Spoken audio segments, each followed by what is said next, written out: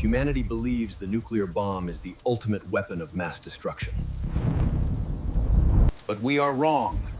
Nature has forces that make our biggest bombs look like firecrackers.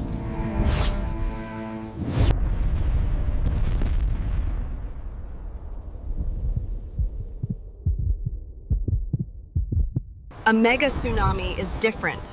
It is a kinetic hammer made of an entire ocean. It's not just about heat, it's about mass. We need to talk about displacement. A 50 megaton bomb splits atoms. It creates a shockwave of air and extreme heat.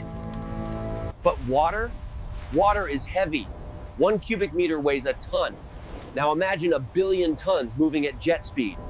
Scenario A. A 2-kilometer asteroid hits the Pacific.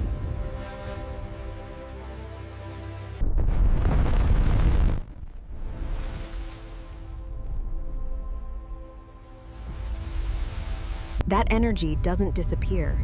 It travels. A wall of water moving at 800 kilometers per hour. Atmospheric explosions are inefficient. The energy dissipates in all directions. It fights the air. But water is an almost perfect conductor of kinetic energy. It doesn't let go. 1958, Lituya Bay, Alaska. A landslide generated a wave so high it defied belief. 524 meters. That is half a kilometer of vertical ocean. It swallowed the Empire State Building and still had room for the Washington Monument on top. Lituya Bay was a local accident. Now, let's look at the extinction event. The Chicxulub impactor. When that rock hit, it didn't just make a wave. It turned the ocean floor into liquid glass. The initial wave wasn't a tsunami. It was a rim wave, 1.5 kilometers high, touching the clouds. Combine every nuclear weapon on Earth. Detonate them at once. They are a matchstick compared to that kinetic impact. A bomb is over in seconds. A mega tsunami? It is a solid wall of pressure that pushes for hours. We fear the radiation, the invisible killer that poisons the land for centuries. But a bomb leaves ruins. A mega tsunami leaves nothing. It scrapes the Earth down to the bedrock. We don't need an asteroid. We have a ticking time bomb right here in the Atlantic. La Palma. The Cumbre Vieja volcano. It's unstable. A massive slab of rock, waiting for gravity to win. If it collapses, it drops 500 billion tons of rock into the ocean at once. It travels across the Atlantic at the speed of a Boeing 747, 800 kilometers per hour. In deep water, you wouldn't even notice it. It hides its energy in a wavelength miles long. But when it hits the continental shelf, friction slams the brakes. The speed drops and the height explodes. The first sign isn't a wave. It's the ocean vanishing. It's taking a deep breath. And then, the Atlantic Ocean comes ashore. Scenario A, the Tsar Bomba. The heat arrives first. Concrete vaporizes. Steel melts. The shock wave flattens everything. But air is compressible. It flows around obstacles. Scenario B. Water is not compressible. It doesn't flow around. It pushes through. It's a liquid grinder. It doesn't just knock buildings down. It erases the foundations. Air compresses. Water doesn't. A 500-meter wave is a moving mountain that doesn't stop. You can hide from a blast in a bunker. But a tsunami floods the underground. There is no air. A nuke destroys a city. A mega tsunami redraws the map. The coastline you knew is gone. But the terrifying part isn't the local impact, it's the reach.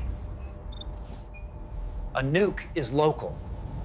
This wave travels 3,000 miles.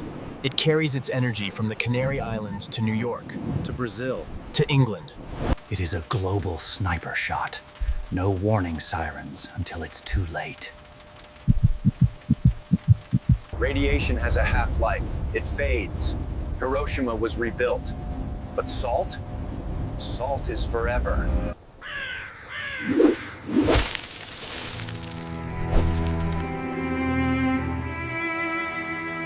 It's not just the buildings. Salt water eats the power grid. It corrodes the subways. It destroys the internet backbone. A nuke kills a city. A mega tsunami kills the global economy. Ports gone. Trade routes severed. You can scrub radiation, but how do you scrub 1 billion tons of mud from the New York subway? We signed treaties to stop nuclear war. We have hotlines, protocols.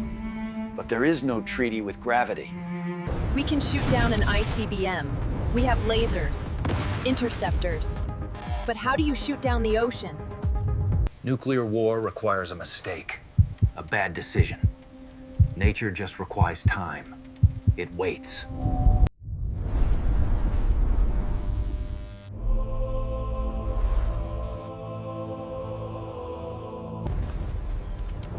So, which is more dangerous? The weapon we built, or the weapon we live on? Hiroshima was a city again within decades. People returned. Life returned. But a mega tsunami? It strips the soil down to the bedrock. It leaves a scar that lasts for centuries. The bomb is a choice. A human finger on a button. We can decide not to push it. The volcano doesn't care about politics. It doesn't negotiate. It just falls. And it's not just water. It's a slurry of buildings, cars, chemicals, and bodies. It poisons the groundwater forever. A nuclear bomb is a weapon of war. It kills the enemy.